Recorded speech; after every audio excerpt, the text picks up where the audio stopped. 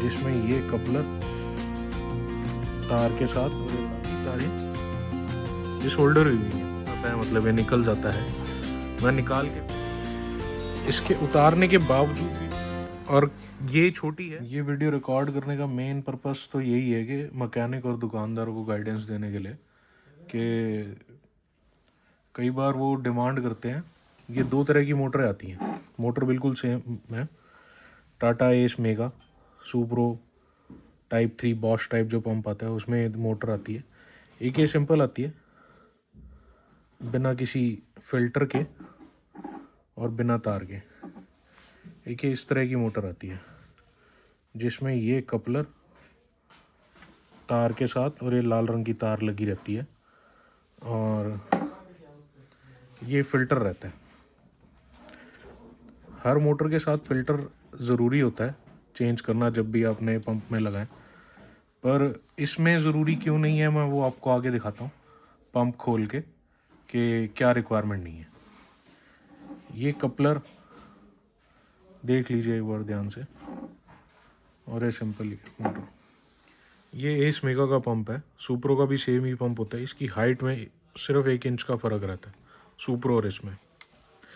तो ये इस पंप को अगर आप करीब से देखेंगे तो इसमें कपलर कहीं भी नहीं लगा हुआ। मैं आपको खोल के भी दिखाऊंगा। तारें ज़रूर लगी हुई हैं, बट जब मोटर ख़राब होती है तो यही वाली तारें ये शोल्डर हुई हैं पंप में।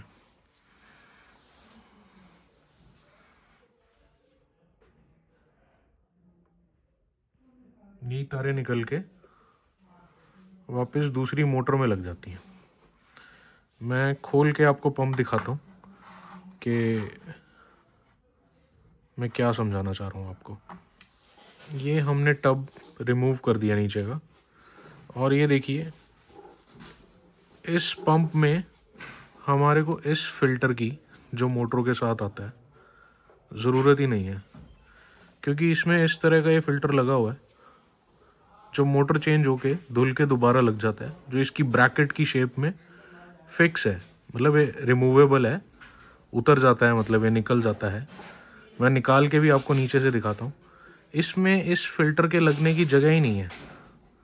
तो जो लोग मतलब हमारी कई बार मेरे पास आके बहुत ज़्यादा समझदार भी बनते हैं, कई बार हमारे समझाने पे समझते भी नहीं, तो उनके लिए ये देख लीजिए आप कि इस फिल्टर की इस पंप में रिक्वायरमेंट नहीं है।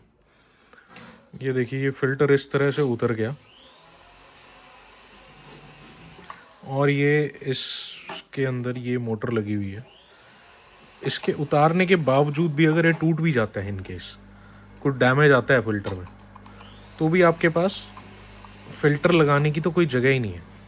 ये देखें, ये इस पे वायर इस तरह से शोल्डर हुई है। मोटर इन केस ख़राब भी होती है तो भी ये यहाँ पे फ़िल्टर लगाने की कोई जगह नहीं है इस ब्रैकेट में, और कपलर की भी कोई रिक्वायरमेंट नहीं है। इस तार का और इस में कोई मेल नहीं है, और कपलर का इस मोटर पंप में। और ये जो रेड कलर की एक्स्ट्रा वायर लगी हुई है इसकी तो कोई ज़रूरत ही नहीं है। इसमें सिर्फ 2 तारें लगी हुई हैं मोटर को चलाने के लिए। मैं ज़्यादा नहीं खींच सकता इसको, नया पंप है, ख़राब हो जाएगा। और एक और चीज़, जब भी मोटर बदलें तो कई बार कस्टमर ये भी डिमांड करता है कि जो ये वाली नोज़ल है आपकी, किसी मोटर में ये नोज़ल आती है बहुत लंबी, ये वाली नोज़ल, और ये छोटी है जो अपने पास अवेलेबल है। दोनों का सेम साइज़ है, तो जो छोटे साइज़ की नोज़ल है वो भी लग जाती है। सिर्फ एक जो ओरिंग है, मोटर चेंज करते टाइम बस ये ध्यान रखिए कि ओरिंग आपको संभाल के रखनी है, और ये नई मोटर में तारे वेल्ड करने के बाद वापस से लगानी है, क्योंकि जो पाइपलाइन है जिसके अंदर ये फिक्स होगा, तो ये सील जो होगी ऊपर से जो इसकी केसिंग लगेगी वो यहाँ पे आके ही सील होगी। तो पाइप अगर ज़्यादा लंबा भी है उसके लंबे होने से कोई फ़र्क नहीं पड़ेगा।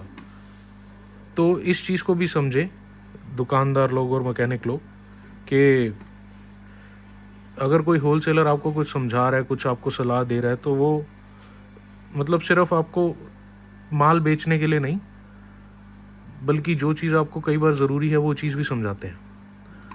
तो 100 रुपये का फ़र्क अगर किसी चीज़ में पड़ रहा है तो आप अपने 100 रुपये बचाएं और उसको समझदारी से इस्तेमाल करें। धन्यवाद।